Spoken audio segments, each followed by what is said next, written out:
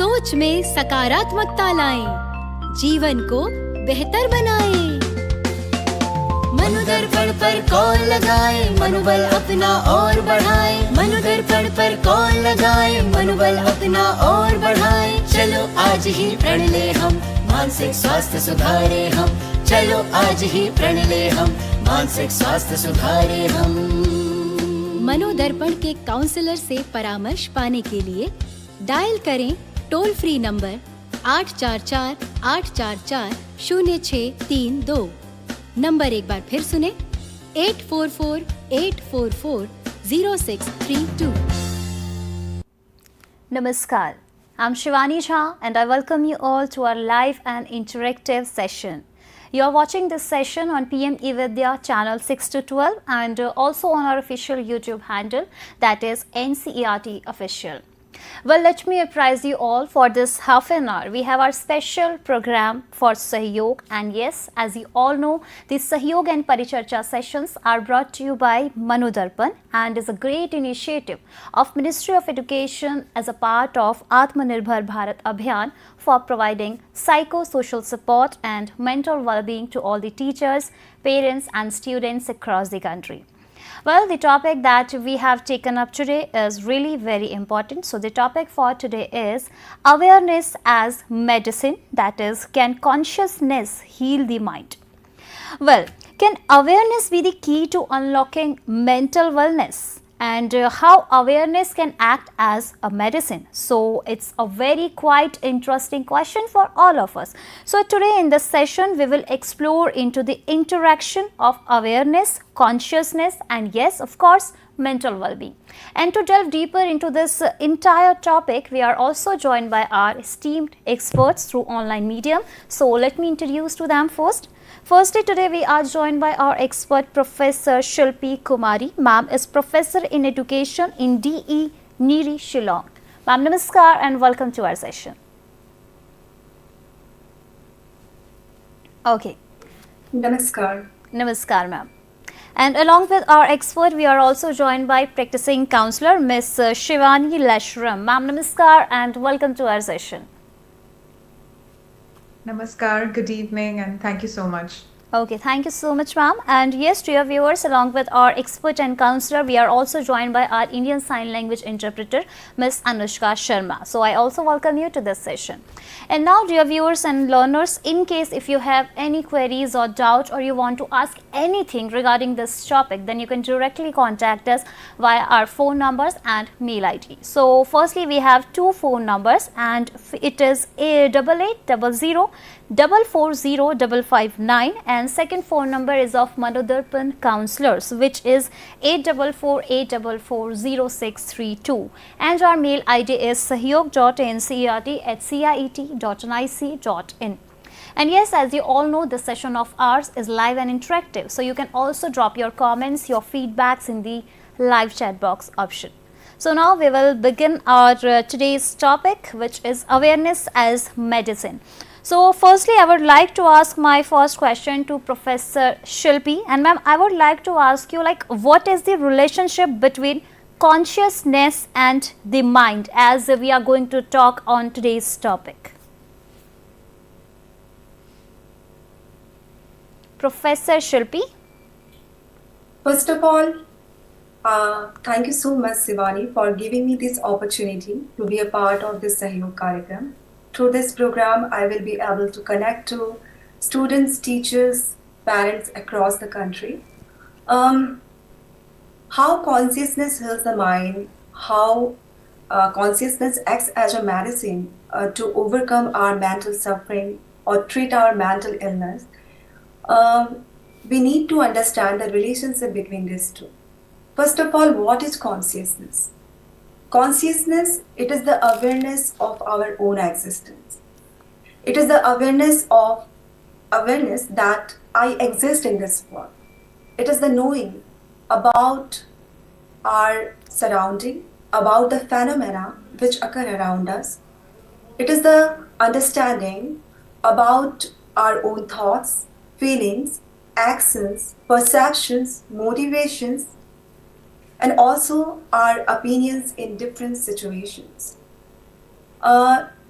This is how we can understand consciousness from psychological point of view. मान लीजिए कि आप एक बहुत ही सुंदर बगीचे में हैं, जहाँ का वातावरण आकर्षक है, शांत है, आसपास आसपास हरे भरे पेड़ पौधे हैं जो आपको आकर्षित कर रहे हैं, आपका मन मोह रहे हैं, चिड़िया चहचहा रही हैं, आसपास खुशबूदार सुंदर फूल हैं। आप ये जान पा रहे हैं, महसूस कर पा रहे हैं कि आपका वातावरण कैसा है, किस परिवेश में आप हैं। साथ ही साथ आप यह भी अनुभव कर पा रहे हैं कि आपको उस वातावरण में कैसा लग रहा है। क्या आप उस वातावरण में सुकून में हैं? आपको शांत, आनंददायी महसूस हो रहा है? So it is what the consciousness is from psychological point of view. You are aware about your surrounding circumstances as well as you are aware about your own experiences in that particular situation or environment. But whether consciousness, it is just related to the psychological aspect of its concept. We need to explore it further. I need to talk about mind from psychological point of view. Mind is the center in the brain where mental processes happen. It is the mind which thinks, which feels, which connect experiences, which interpret sensations and also take judgment in different situations. So it is the mind where the cognitive processes happen. Yes. Now we have to see how these two concepts are related to each other.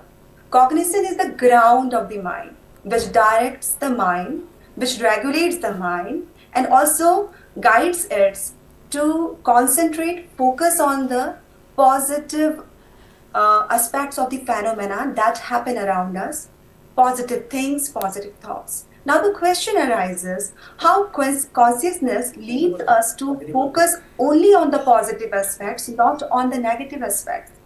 Whether consciousness is just limited to the to know about our surrounding and how do we feel in that surrounding? No, it is much beyond that. We also need to know what is the reality of our inner self. What is the reality of that eternal consciousness? Yes, and we also need to know the reality of our subjective experience. In order to understand about these concepts, we need to analyze the consciousness from philosophical point of view also. I will take the example of Advaita Vedanta philosophy of Adi Shankaracharya. Consciousness is it is eternally positive in nature. It is immaterial in nature. It is not expanded in space. It is a part of it is a true nature of our self, our soul. It is a part of the universal self, universal consciousness, pure consciousness, which is known as Brahma. We also say that Aham Brahmasmi. We consider sometimes consciousness as the pure consciousness of Brahma Tattva itself. हम कहते हैं ना, हम समुद्र की लहरों को देखते हैं और हमें एहसास होता है कि वो समुद्र की जो लहरें हैं वह उस समुद्र का हिस्सा है। पर जब लहरें समुद्र की ओर वापस लौटती हैं, समुद्र में मिल जाती हैं, तो वह स्वयं समुद्र हो जाती है। कुछ उसी रूप में कॉन्शियसनेस और चेतना को समझा जा सकता है, अवेयरनेस को फिलोसॉफिकली समझा जा सकता है। Consciousness is something which is distinct from mind, our body and external world. It is the witness, it is the observer, it is self-illuminous. It illuminates the experiences, guides the experiences which are formed in the mind. Yes, the experiences are formed in the mind through its interaction with the body and the external world. But at the same time, the consciousness, it remains detached from the effect of the experiences. Okay. So we need to realize in the present time how we can focus on our consciousness, realize our true nature of consciousness, that it is, helps us, it guides us to have experiences in our mind, but at the same time, it remains detached. Yes, It of helps course, us to Professor be involved Shilpi. in I activities, think but at the you same have time, beautifully mentioned your question, and thank you for this beautiful explanation by you regarding the relationship between consciousness and the mind. And I also think like consciousness helps us to learn many things in our surroundings which are going on, and also like to feel us and judge the situation. So here I would also like to ask my another question to our counselor Miss Shivani, and I would like to ask you, can awareness of one's inner self dissolve to mental suffering? So could you please elaborate? Yes, good evening once again, and thank you so much for having me on this platform. It's always wonderful to be speaking on such relevant topics. Now, as very rightly said by Shilpi ma'am already about the topic awareness as medicine, can consciousness heal the mind? I definitely agree with it. And as we all know, awareness is medicine. It is the act of being aware about our thoughts, about our emotions, our sensations, everything that is around us without any judgment, without fear, without the feeling of feeling lonely. But again, it should also be seen that it has both a psychological perspective and it has a philosophical, a spiritual perspective as well. Now, when we dig deeper beyond these two realms, comes the question, can it really help us in dissolving mental suffering? Does awareness of one's inner self? Now, when we look into this area, I feel that awareness of the inner self, it means moving inwards, becoming more observant about our own thoughts and feelings, because it brings so much of clarity and compassion. I believe that it is a very subtle but a radical change from being lost in experiences to being conscious of what it is. We become more aware about our feelings, about our thoughts. It's like letting it flow, letting it be, instead of fighting it, instead of resisting it. Suffering deepens when we fight it, when we resist it. That is when conflict arises. But awareness is the opposite. It teaches us non-resistance. And when we become non-resistant, that is when basically we create more space for healing and self-regulation to take place, because that is when we start having these thoughts like, for example, there's tension in my chest, or a thought of fear is arising, or maybe sadness is present. You are aware, you acknowledge what is happening with you, rather than changing these mental narratives and letting it affect you. But on a much deeper level, if we try to understand, in order for awareness to actually like for us to become aware of our inner self, we also have to understand what mental suffering is in order for it to dissolve completely. Now, mental suffering is not just a clinical disorder that an individual goes through or suffers. It arises when the mind again resists reality, when our thoughts, our emotions, or our self images are in conflict with what is. And this is when it shows up as anxiety, or as fear, or guilt, or loneliness. So basically, it is a misidentification within our mind. We mistake our transient thoughts with, we basically club our transient thoughts with our true self. But we must understand that these thoughts, these misidentification that is created by the mind, that's basically an illusion that is created by the mind. It is not our true self. When we start having these thoughts like, I am worthless, I'm a failure, I've been rejected, maybe I'll never be accepted, I must always be perfect in order to be loved by others, these are just mental narrative, these are just mental distortions. But this is not our truest self. When we become aware, now when we are moving towards this path of trying to gain awareness of our inner self, it has a bit of a spiritual touch as well, because when we focus on the spiritual touch, they always believe that gaining consciousness or awareness is like the ultimate healer. It is like the purest awareness that an individual can achieve, can gain. Like, for example, we should let's take the sky that is considered as ever still and vast, that is awareness. And the clouds, these are our thoughts and emotions. They pass through it. Sometimes it's dark and sometimes it's light. So, like, we should consider ourselves as the sky, and these thoughts are just passing by. They are not our truest selves. They come and they go. We should just let these emotions and these thoughts be. We should just let it flow, we should accept it, because acceptance is, again, another way that, it's another step, and it brings us more closer towards becoming more aware of our inner self. I think by this we can say that becoming aware of our inner self can actually dissolve our mental suffering, because we start accepting ourselves as who we are and not by these mental distortions that come our way. Okay, thank you so much, Shivani ma'am, for your beautiful explanation. And here, as we are left with a very limited time, so I would like to ask my next question to Professor Shilpi. And could you please elaborate this question within 5 minutes? Like, does expanded consciousness lead to transformation of thoughts and emotions? So, what do you think about that? Yes. I will connect to Shivani, what she has elaborated. Yes, I feel like expanded cognition is the increased awareness about our thoughts, feelings, and actions.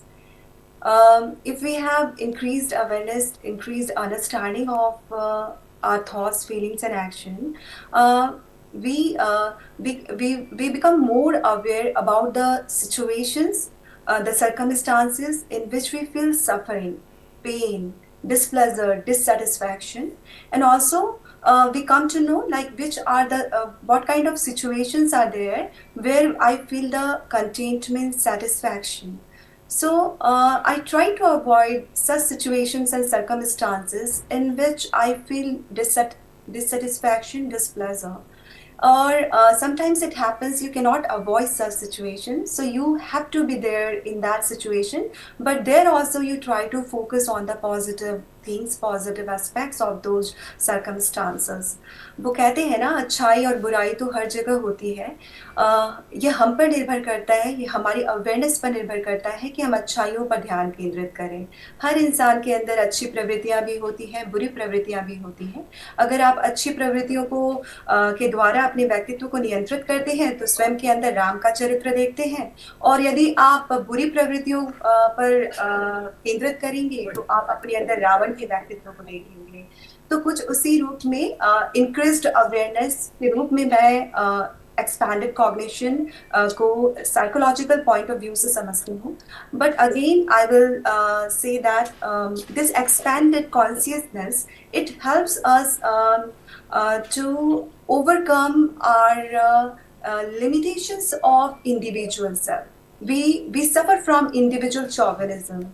We suffer from our rigid belief system as well as ego. So this expanded cognition helps us to realize that the same stream of consciousness, it flows through every component of nature, be it living form or non-living form. अगर हमें इस बात की जानकारी हो जाए, अगर हमें इस बात का एहसास हो जाए कि जो चेतना है वह एक ही चेतना है जो हर किसी के अंदर से प्रवाहित हो रही है, चाहे वह जीवित जैविक हो या अजैविक हो, तो हम हर किसी के संरक्षण के लिए प्रेरित होते हैं.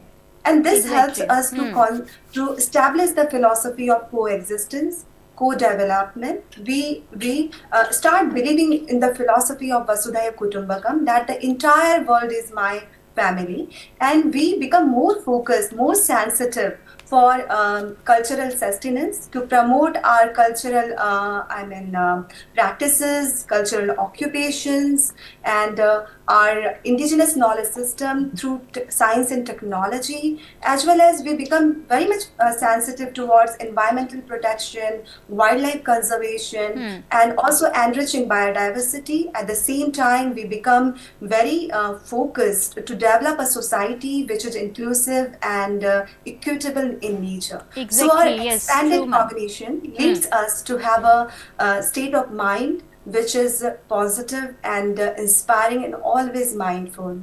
Exactly, and I also think like this ability provides psychological distance, which allows for the observation, we can say evaluation and regulation of internal states. Well, as we are left with a very limited time, I would like to say again, and I would like to ask my last and final question for this session to Miss Shivani, and I would like to ask you, is consciousness the ultimate healer beyond psychological methods or medicine?